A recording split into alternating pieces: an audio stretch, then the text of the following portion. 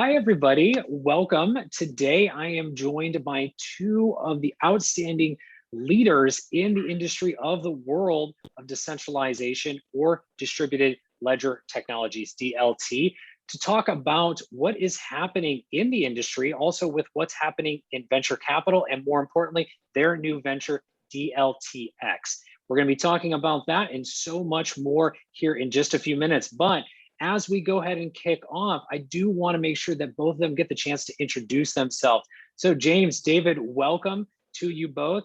James, let's start with you. A little introduction and background on yourself. Okay, fine. Next time, I think David and I are going to introduce each other. Because we've done this so often. Hi, I'm James Haft. I'm the executive chairman of DLTx, a public company trading in Norway, which is a unique set of assets in the distributed ledger technology space, which we believe is really the leading and only pure play if you want to get involved in the platforms, protocols, exchanges, and wallets that are part of the new decentralized economy. So this company, we formed the company and merged into a public company in Norway about 4 or 5 months ago, so it's relatively young. But it's been part of the vision that I've had for the last 10 years to use public market liquidity to create liquidity and opportunity inside the distributed ledger and space. Because this is a space which has significant barriers to entry for technology and for education and knowledge.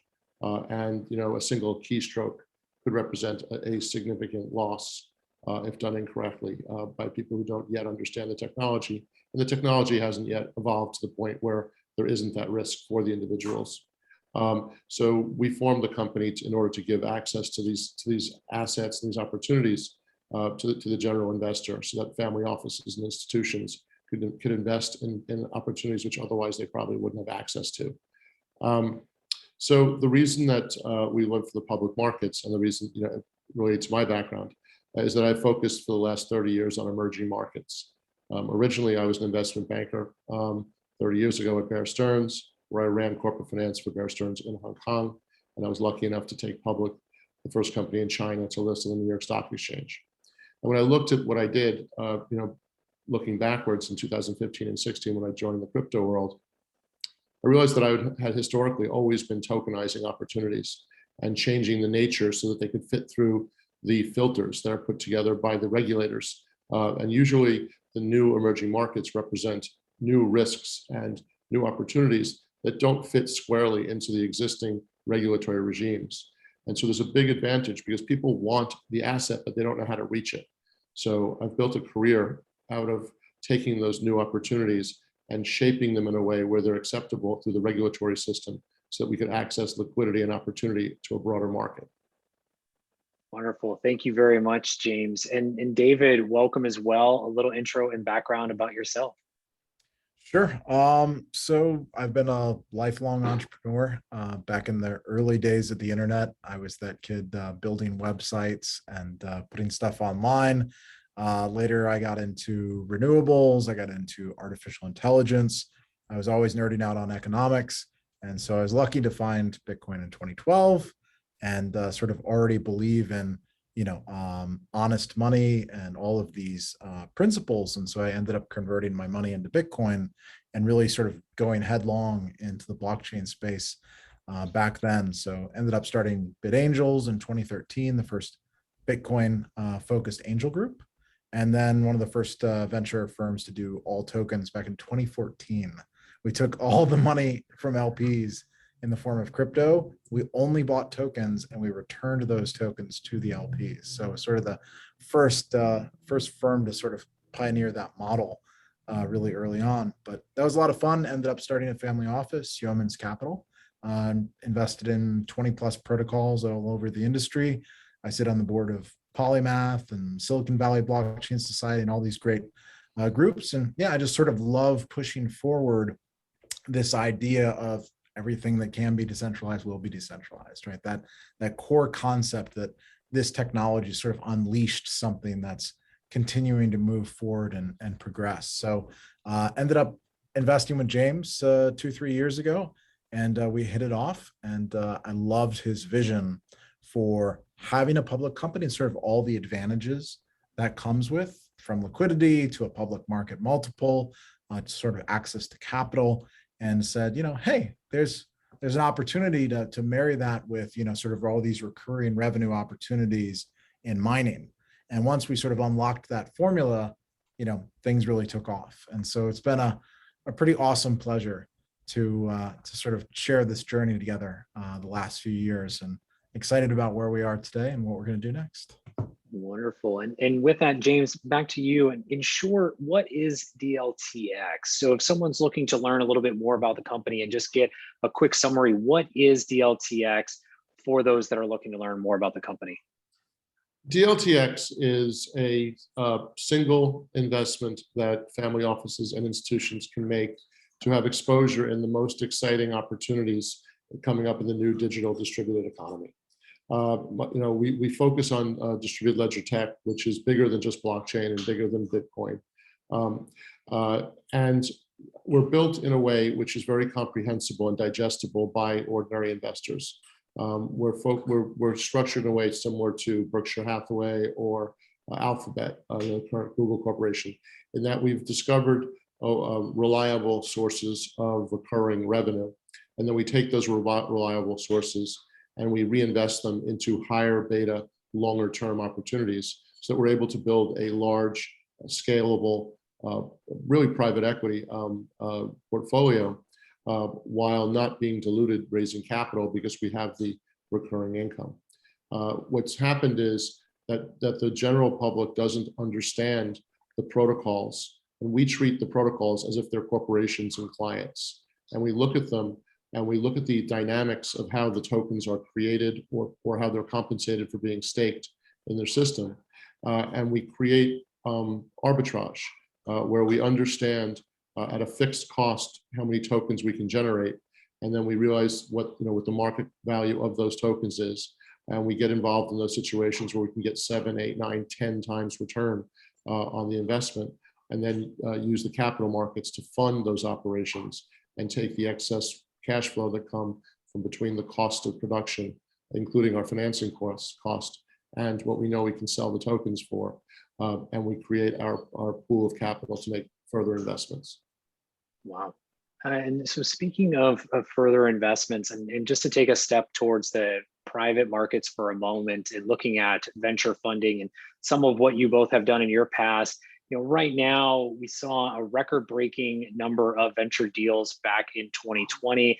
Here in 2021, just about halfway through the year, we're seeing almost the same numbers and looking to surpass that of what was invested last year. What do you think is driving the pace of investments, and looking more importantly at that world of distributed technologies, James, that you mentioned that you guys are looking at? What do you think is driving these venture capital markets to seeing so much funding right now? And James, let's start with you, and then David, will come over to you.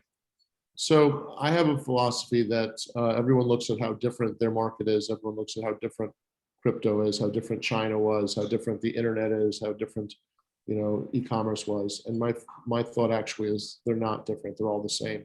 They're all fractals in the same system. The players in the system are the same. Their expectations are the same, and their motivations of fear and greed are the same. So if you look at emerging markets, they follow predictable patterns. And so we are in an early stage of the adoption of GLT and these opportunities in the bigger market. And if you look at the way the markets grow, you'd understand that they always come out with a one name, Telmex in Mexico, China Power in China, Bitcoin in the crypto world, and those go and they get overbought because there's a lack of supply. And then people believe that it is overbought, and they think the hype was too much, and then the naysayers come in and the regulators aren't sure how they feel about it. So boom, it drops, right? And then it's looking down and the believers are going, wait a minute, it's just as good as it used to be. We got to start buying again. And then one or two other complementary technologies or businesses come along. And so the next time up, you rise again to a higher price than the first time, but that initial asset does it with company, one or two assets next to it. And then again, it gets overbought because there's undersupply and people are overexcited. and then it drops down again because you have the cycle again of the regulators getting nervous. Wait, to think this is real. It changes how we think. How do we regulate China? How do we regulate the internet? How do we regulate crypto? Right? And then so it drops down again, and then all of a sudden, in that lull, the weak hands get washed out. But the smart people who are understanding opportunity and who want to go, to have a longer term vision, there's a next time up. It's it's 5 or 10 or 15 companies that come up, and a few of those are real, and a few of those are scams. Always, right? The scams define the fact that it's an interesting market. They're not a problem. They're actually a part of how the sausage is made, of the fear and greed cycle. And so you're going to keep going on until you start to get to recognize a trend over time, that the highs each time are higher and the lows each time are higher also. And that you're starting to have a broader and broader market and a broader and broader audience that's participating in the market. And I think if I told you generically that's what's happening, you could look at automobiles, telephony, cable TV, and crypto, right? And so it's not what's so special about crypto. It's about where are we in the normal development of an emerging market. And it happens to be this emerging market is probably bigger than any other emerging market in the history of mankind. This is more important than the internet. This is, as important, if not more important than telephony, right? Or the printing press. So I think that we're very early, and that there's a lot more of just price discovery and of boom and bust that are going to come. But if you follow the trends, I think it's relatively safe that you have an upward trending market here. Thank you, James. David. No, I think that's a great point that James makes. Is we've seen this before, and if you compare it to the early days of the internet, as far as number of crypto users today, it's on par with about 1997, right? That's where we are in that cycle. It's still extremely early, right? There's 100 million users and 6, 7, 8 billion potential users over time that are all going to have a smartphone, right, in the next 10, 20 years. So if you also think about it from a value perspective, it's about, call it trillion and a half dollars worth of value that have moved onto blockchains. There's $100 trillion plus of real estate and stocks and currency and gold and all these global assets. What that tells me is we're 1% of the way there in converting the world's wealth into this new accounting system, right? It's very, very rare that we change the entire world's accounting system to something like blockchain, where it's transparent and immutable and honest, right? And so it's hard to imagine a scenario in 20 years, 30 years, where most of the world's not on DLT. So, but if you think about it from a timing perspective in an exponential function, 1% is half the way there, right? It took us 10 years to get to that 1%, but at the current growth rate, in another 10, 15 years, it's going to finally saturate that market and go up the S curve, right? So, for our perspective, the best way to be involved in that trend is to have a public vehicle where anybody that's in Europe can type in 4 letters in their security broker, right? And grab shares, right? That's an extremely low bar compared to understanding the technology, understanding the taxes, understanding all of these complexities. It just gives them an easy way to get exposure to the market. And that's what you want, right? You want as many people as possible to be able to participate in the wealth creation. And that's the way it used to be with the internet and the early PC. If you remember, I think it was Microsoft came out, I think their value when they came out was only a couple $100 million. You didn't have to be a giant company back then to go out in the public markets.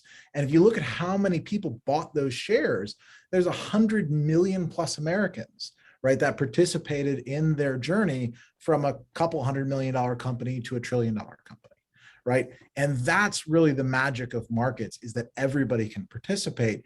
And as regulations have gotten higher in the Western world, that's become a bit prohibitive. And that's part of why we found Norway to be such a great jurisdiction, because they really allow these earlier stage companies still to list and really people to participate at a much earlier stage. Well, and as you mentioned, I mean, anybody can participate as well, right? So it's a public opportunity and a public vehicle as well, which is very exciting. And David, I want to follow up on something you mentioned earlier. You have a very infamous quote: "Everything that can be decentralized will be decentralized." It's something that you've continued to say, and also started off today's conversation around that. I mean, reflecting on that statement, what does that mean for the world of technology today? Or have we begun to move into a truly decentralized world, or is this something that's so far off it's not even something to think about right now? Well, I think it's a process, right? So when I said that, it was early 2014 at Coin Summit conference that was held in San Francisco. And I was up on stage with Vitalik and a few other folks. And I said, if I were to have one law, to my name, it would be everything that can be decentralized will be decentralized. Somebody tweeted that out and it became popular. But, I think after $1 trillion, I'm feeling fairly validated that things have moved beyond just Bitcoin, right? At first, that was 99% of all value. Today, that's a minority of value that's on blockchains, right? You've had the rise of Ethereum and all these other protocols that have added different use cases. And that's really the way that I think about it, is these are different use cases, right? Bitcoin brought us digital gold, right? A way to save wealth, incredibly valuable. And let's say it displaces gold over the next 10 or 20 years, that's a $10 trillion use case, right? There are other protocols going after being digital cash, right? There's, say 70 or $80 trillion of global cash, right? And you can just go through these use cases: distributed cloud, distributed bandwidth. There's all these new protocols that are opening up all these different use cases. And I, for one, have always felt that these can be incredibly complementary. It's not a zero-sum game. There doesn't have to be one loses and the other wins. These are each different use cases. They're going to go through their own adoption cycle. And these protocols are going to specialize over time to serve the needs of their users. And that's okay. That's something to be celebrated. And that's part of why we're open, as long as it's open source and peer-to-peer and based on a blockchain and uses tokens to incentivize everyday people to participate in the network. That's the vision, right? And that's what we want to really accelerate with DLTx. And James, what's next, or what has you excited as to where the surrounding, distributed technology industries are heading? I mean, is there something in particular that's getting you excited as to where we're headed, looking at the future of technology here in the next couple of years? Well, what I'm excited about is self-sovereignty of data, self-sovereignty of value, self-sovereignty of identity. And I think that, people are focusing on the money because that's what people do. And you have Amari's law, in action, you overestimate the value and the impact of these technologies and these changes in the short run, and you underestimate the long term. And I think that, we're focused on the long term. So when I look at what's happening around me, I think that the most valuable asset that we're digitizing and that we're bringing self-sovereignty to actually is identity. Because without identity, you can't do any of these other transactions. And you can't really participate.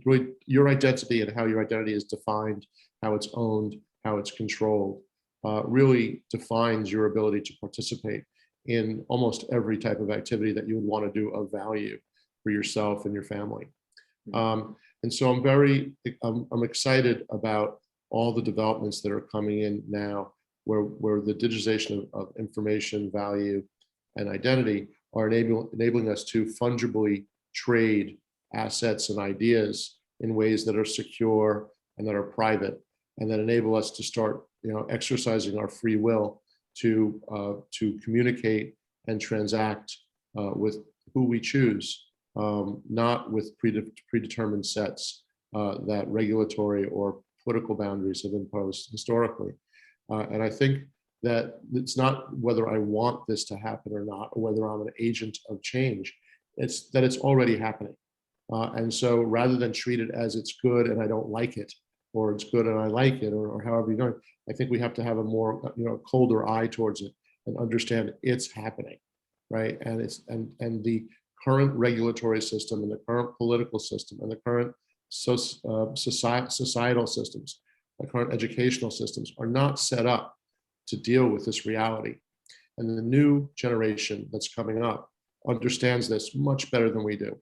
And the regulators and the governments, which tend to be much older and much poorer educated in terms of what's happening now and what its impact is, aren't going to be able to keep up in the cat versus mouse game that's going on. And I think that creates a huge opportunity for people who are focused on the long term and who understand the game and understand the players to create significant upside and bring that back to the public markets as a unique asset and a new developing asset class. And that's where I see our opportunity, is being in that gray area between the new frontier, and the legacy investors, where we can set and bring those opportunities back and filter them and tokenize them in the sense of changing them and filtering them so they fit into the regulatory regime, and make them accessible to legacy investors as money flows from legacy into the new investor world. And that is going to happen at an increasing pace. And at some point, the dam is going to break. And we're just positioning ourselves to be ahead of that, so that we can build a nice boat that floats and it can surf well. And when the wave comes, we want to ride that wave. And speaking of riding that wave, where can everyone go to find out more about DLTx, to learn about you, both the team and the offering and everything included inside as well? Sure. Well, that's very easy, DLTx.com. And, just to build on what James was saying, sort of that long-term vision, I think if you were to draw an analogy, Berkshire Hathaway was an amazing 50-year long on the American economy, right? And you can think of Google, now Alphabet, as a 50-year long on the internet. And what we're really trying to do is position DLTx to be a 50-year long on public blockchains, right? And people that believe in that vision, that's where we're going to stay focused. Wonderful. Well, thank you both, David and James, for sharing all the insights around the industry, but also more importantly, introducing us to DLTx as well. And we'll be back with more for others to learn what else is happening around DLTx and surrounding industries. Everyone, take care and we'll talk soon. Always great, Kyle. Thank you. Thanks, Thank you. Kyle. Bye. Thanks, guys.